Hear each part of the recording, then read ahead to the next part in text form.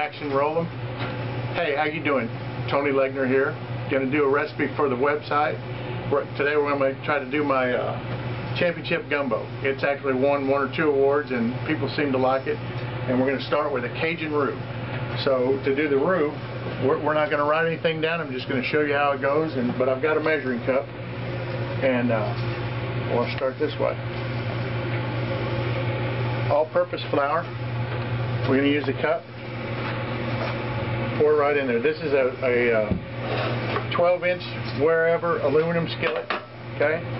We've got peanut oil, and we're going to do the peanut oil deal, and we're going to show you the proportions here right now to get it started. The idea with this roux is that we're going to do a 50-50 flour and oil, or somewhere thereabouts. We'll start this way and see how it looks.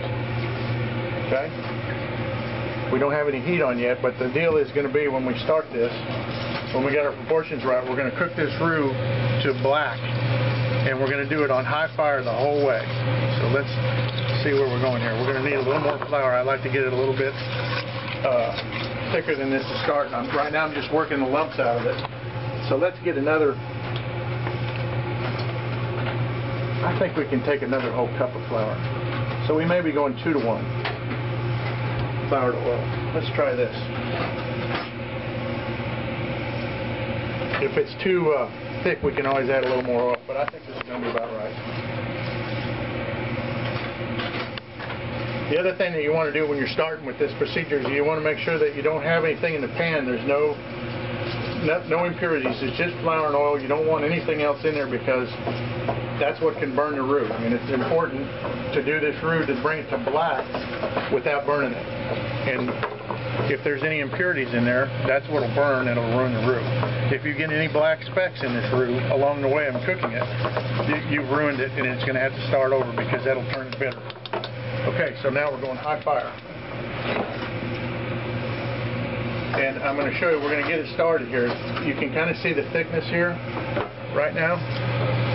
What will happen is this is going to get, as it gets hot, it'll get thin and it'll get a little watery, and as it gets even hotter, it'll get thick again. Once it starts to get thick again, it'll start to go to its on its way to get, being a dark roux.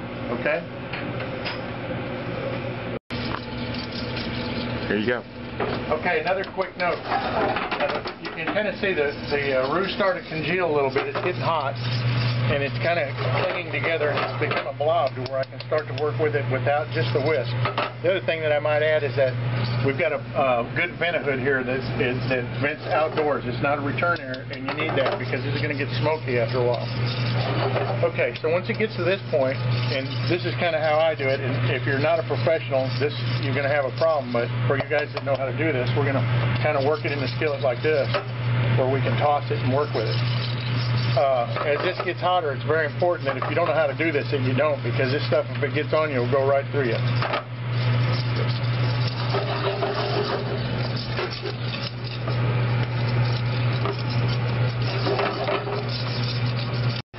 Okay, this has been about 2 or 3 more minutes on high fire here. And as you can see, the roux is changing again. It's not congealing so much, but it's starting to rise. And that's, it's a self-rising flour. And as you cook it, it's going to happen. So it's kind of like a cake batter that's coming up, with the heat right now. Okay, and we'll come back to it in just another minute when it starts to go to the next phase. Okay, it's been about another 4 minutes, and the deal is that I'm trying to get this roux. We're going on high fire the whole way. We're not gonna leave the stove. There's no way you can't leave it and get this done without burning it. So you can kind of see the technique I'm using here. I'm whisking and I'm shaking the pan a little bit, and we got to keep this stuff moving over the fire, or else we're going to get burned. So that's how you can mess it up, is to not pay attention or walk away or be distracted at any point, and you'll lose it and have to start over. And as I said before, if you do it right the first time, it should take about between 20 and 30 minutes, and you can get this done all the way. So there you go. It's starting to change colors now. We're starting to get hot enough to where we're getting some color change, and now it's kind of critical that you keep it moving and you stay with it. So we'll come back in about another minute or 2, and you'll see the different shades, and we're well on our way to finishing this roux. Okay, we're coming back in now, and we got a dark, the roux is really starting to smoke and our fire's up. And I'm being real careful now because I'm even pulling it up, you can see off the heat, because it's, you know, you don't want to let it get away from you where you do get any black specks. Right now we're okay, but you can see it's starting to cake again, which is good. It just means it's cooking. We're really starting to move along pretty quick now. And so we'll be back in a couple minutes, and hopefully we'll have another couple shades darker, and we'll still have a good roux that's not burnt. Be right back. Okay, we're coming back in, and you see the roux is starting to get dark, and it's doing it faster. And it's got me a little panicked here. It's going pretty quick. But it's coming along nicely. And the idea here is that the flour is cooking, and really not the oil. The oil is cooking the flour, but we're on a real high heat and an intense fire. And what we're doing is we've got a nice aroma here coming off. It'll start to kind of smell like coffee, and it'll permeate your clothes. It smells good everywhere. And eventually we're going to get a dark roux mixed in with the gumbo. Okay, we'll be back in a minute. Right now, what's happening is it's separated a little bit, and we're at real hot heat, and I'm kind of having a problem with it. To deal with it, what I'm going to do is I'm going to add just a little bit of oil to get it to, you know, come back to a more consistent deal here. Okay? And like I said, since we're not cooking the oil, we're cooking the roux, it's not going to hurt it. We're cooking the flour. It's not going to hurt our roux. If we went the other way and added flour, that would be a problem with the side.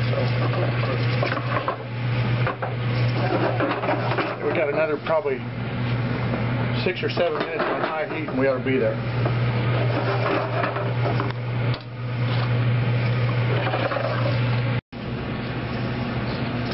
Okay, as you can see here, the roux is really smoking. It's been about another 5 minutes on here, or 6 or so. I've been on high fire, and I'm on and off the stove top.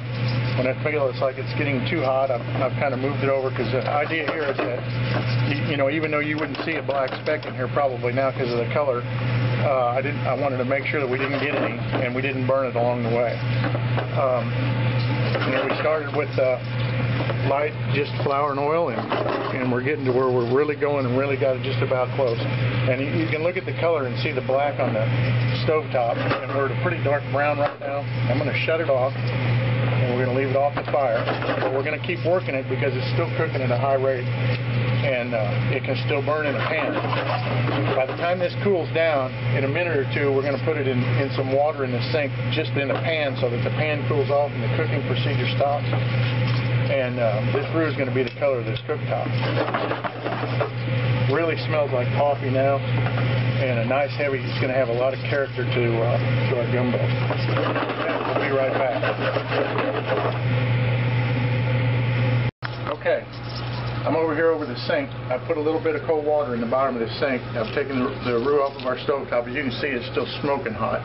And right now we want to start to slow down this cooking process and make it stop. And you want to be careful you don't get any water inside here. So we're trying to cool this thing down and at the bottom of this pot cooler, so we quit cooking roux.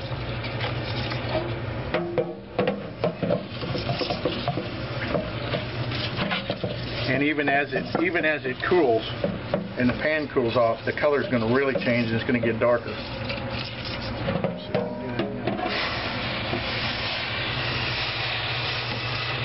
If you can hear that, the best thing to do would have a bed of ice. I didn't have it readily available, so we'll just put some cold water in here. I'm going to go ahead and add a little water to this and get it up a little higher so we can cool it off. You can see how the color is starting to change, and it's really getting dark and thick. By the time we get through, it's going to look like fudge. Okay. Okay, we're going to move this roux. I don't know if you can see it. We're going to put it in a metal bowl and get it out of here. And what we're doing is, like I said, I want to get this cooking process slowed down. And we're going to put our roux in the freezer. Because next step for the gumbo is we're going to start working the broth and the vegetables. And we want this to be completely cold by the time we get ready to add it to the gumbo. So that's what we're doing right now. See you in a minute. Okay, we're going to talk about the broth now. We're going to make basically you would use a stock, but in this case we're going to use the broth. We're kind of cheating a little bit, but I'll explain to you how we're going to do this. Starting off with water. we're going to use chicken base. This is actually a paste instead of a bouillon or what you see as a bouillon cube. It's a little bit richer, and there's different kinds. This one will look fine. So we're going to bring the water in. We're going to add the chicken paste till we get a nice chicken broth flavor in there, and then we'll get back to you with what to do next. I'm going to take this up about halfway, add the broth in, do a little taste test on it, and we're going to cut some vegetables and get it rolling. Okay, I've got